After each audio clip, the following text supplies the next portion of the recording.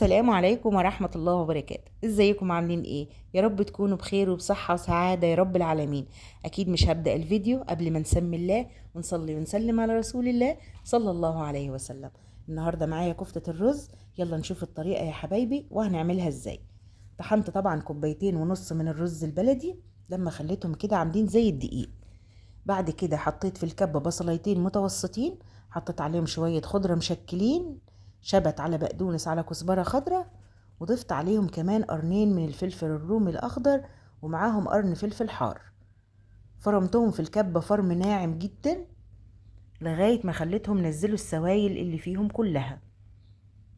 كده أنا مش هصفي السوائل منهم خالص لأن أنا محتاجاها، لأني هعجن بيها الكفتة بتاعتي. بعد كده ما فرمت الخضرة بتاعتي كويس والخضار معاها، هبدأ أضيف البهارات: كزبرة ناشفة، بهارات لحمة، كمون، كزبرة، فلفل أسود وملح، وشوية صغيرين من البابريكا.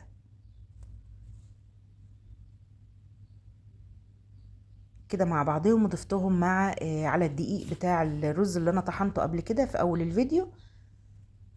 أقلبهم كده مع بعضيهم كويس قوي زي ما انتوا شايفين كده. وبعدين هجيب الكبة وهبدأ احط فيها الخليط الدقيق الرز ده مع الخضرة اللي انا حطيتها ومع الخضار، وهبدأ اديها فرمتين في الكبة كده، خبطتين 3 في الكبة، لغاية ما كلها تتعشق في بعضها وتدخل المكونات كلها في بعضها وتصبح عندي عجينة متماسكة. شايفين يا جماعة القوام عامل ازاي؟ يعني هتشكليها وانتي مرتاحة خالص بكل سهولة. صينية كده ودهنيها اي مادة دهنية، زيت او سمنة،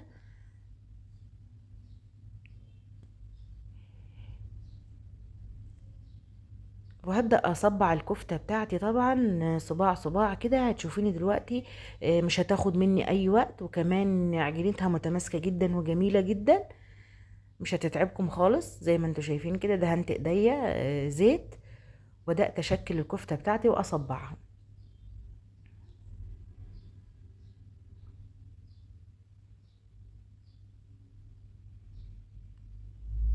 تمام كده، يعني بسم الله ما شاء الله اللهم بارك. طبعا الكمية اللي عندي 2.5 كوب دول عملوا لي كمية حلوة خالص، صباع جنب صباع كده لغاية ما خلصت الكمية اللي عندي كلها. برضو عملت لي كمية حلوة، مش بطالة، حلوة خالص. لو عايزة تضاعفي الكمية دي حاجة براحتك بقى، زودي مقاديرك وضاعفي الكمية براحتك. هبدأ كده احمر الكفتة، مش هقول لكم طبعا مش هتفك منك ولا اي حاجة خالص. بالمقدار اللي انا قلتلك عليه ده اعمليها بالظبط وهتنجح معاكي جدا. ولا اضيف مية بقى ولا اضيف اي حاجة في العجن بتاعها، زي ما هي كده وهتطلع معاكي زي الفل يا ست الكل. بعد ما خلصت تحمير طبعا كده هو زي ما انتوا شايفينها جميلة جدا.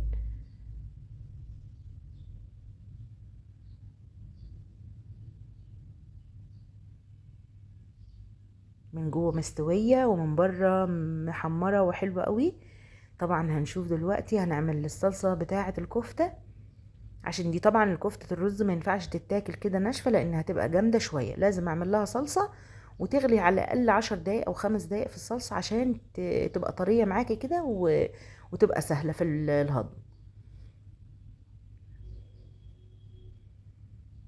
بصلاية متوسطة مع معلقتين من الزبدة، معلقة من البابريكا، معلقة من الفلفل الأسود، معلقة من الكزبرة. ما انت لازم برضو تحوجي الصلصة بتاعة الكفتة شوية كده هون، ومعلقة من الثوم المفروم.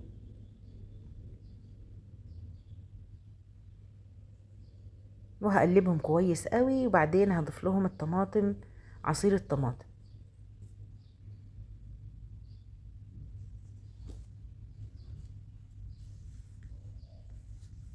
هبدأ كده اضيف الكفتة بعد ما الصلصة بتاعتي اتسبكت. لو انت معايا لغاية دلوقتي طبعا ما تنسيش الاشتراك في القناة وتفعيل زر الجرس عشان يوصلك مني كل جديد.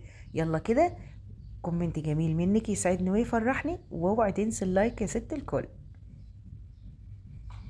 شايفين يا جماعة بعد ما غلت ولا فكت مني ولا حصل لها اي حاجة، بالعكس ماسكة نفسها خالص وجميلة وريحتها كانت تجنن.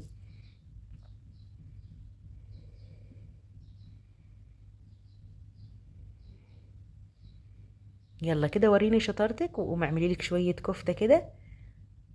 طبعا ما اقولكوش الولاد كانوا مستنيينها بفارغ الصبر، طبعا شامين الريحة ما صدقوش ان دي ممكن تكون كفتة رز ما فيهاش لحمة.